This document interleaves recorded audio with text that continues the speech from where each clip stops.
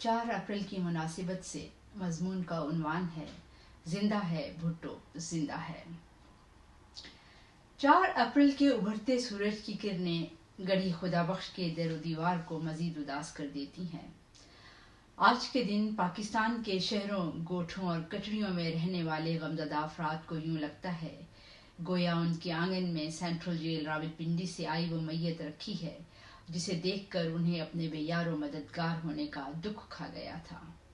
वो उस आवाज को याद करते हैं जिसने कहा था कि मैं हर उस गरीब के घर में रहता हूँ जिसकी छत बारिश में टपकती है।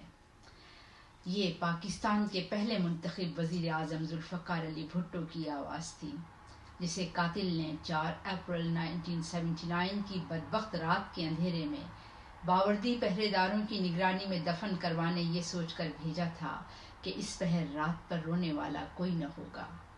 कातिल को मालूम न था कि उसने गूंगी जमीन में वो जबान रख दी है जिसे मौत के बाद और ऊंचा बोलना था।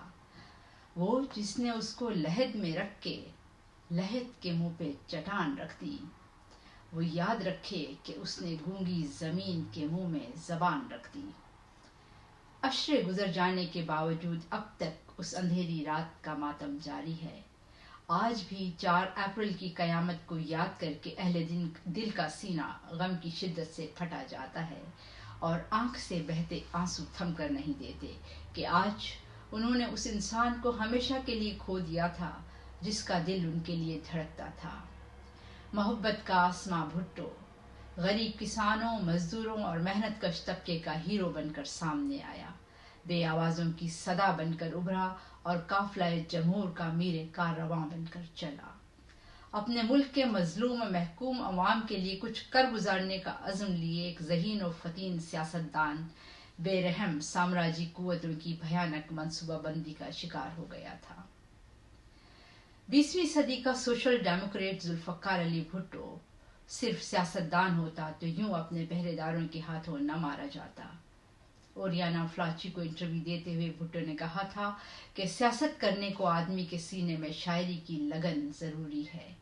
वो शायर था, बागी और इनकलाबी था और सच्चे इनकलाबी मक्कारी और धोखेबाजी की रूह से वाकिफ नहीं होते। वो दमादम मस्त कलंदर करने के लिए पैदा होते हैं। उनके वजूद के गिर्द एक तिलस्सम होता है, वही जादू, वो हाला जो भुट्टो के गिर्द था कि सारी खुदाई 2 हिस्सों में मुनकसिम हो गई। एक वो जो उसकी मौत की खबर सुनकर खुद को मार गए थे और दूसरे वो जो मिठाइयां तकसीम करते थे। जुल्फ़िकार अली भुट्टो ने जब 2 लख्त पाकिस्तान का इक़्तिदार संभाला, पाकिस्तान का 5000 मुरब्बा मील रकबा और 92,000 फौजी हिंदुस्तान के कब्जे में थे। उन्होंने अपनी कामयाब खारजा पॉलिसी और मुज़ाकरात के जरिए न सिर्फ कैद फौजियों को रिहा करवाया बल्कि पाकिस्तान का हज़ारों मुरब्बा मील रकबा भी भारत के कब्जे से वागुजार करवाया। मसला कश्मीर को अक़वाम मुत्तहिदा के एजेंडा पर ले आए, चीन से मजबूत इक़्तिसादी और सक़ाफ़ती ताल्लुकात का आगाज़ किया, लाहौर में इस्लामी कॉन्फ्रेंस मुनक्किद करवाकर तमाम इस्लामी ममालिक के सरबराहान को मुत्तहिद किया। इस्लामी ममालिक में गरीब मजदूरों को मुलाजिमतों के इजाज़तनामे जारी करवाए, पाकिस्तान को दुनिया के नक्शे पर एक आज़ाद और खुद मुख्तार मुल्क की हैसियत देने के लिए मुतफ़िका आइन बनाया, शनाख्ती कार्ड का इजरा किया, बेशुमार तरक्याती मंसूबों का आगाज़ किया और पाकिस्तान में अवामी शऊर की बेदारी के लिए सोशलिस्ट जमहूरियत के एक सुनहरी दौर का आगाज़ किया। भुट्टो के जराइम की तफसीलात बहुत ज़्यादा हैं, मगर पाकिस्तान को पड़ोसियों की जारियत से महफूज रखने के लिए चीन से ताल्लुकात बेहतर करना, इस्लामी ममालिक को एक प्लेटफॉर्म पर इकट्ठा करना और उन्हें तेल की ताकत का एहसास दिलाना, पाकिस्तान के मजलूम अवाम को उनके हुकूक दिलाने की जदोजहद करना, एक इनकलाबी मंशूर के जरिए मुल्क की किस्मत बदलने के ख्वाब देखना और एटमी प्रोग्राम पर समझौता न करना उसके संगीन तरीन जराइम हैं, जिसकी पादाश में अमेरिका ने पाकिस्तानी फ़ौज के आर्मी चीफ के ज़रिए मार्शल लॉ लगवा कर उसे कत्ल के एक भौंडे केस में मुलविस करके फांसी दिलवा दी। जुल्फ़िकार अली भुट्टो पर तनकीद करने वाले उजरती कालम निगार जब उसे अपने मुतय्यन करदा तसव्वुराती सियासी पैमाने में फिट करने की कोशिश करते हैं तो मायूस होते हैं।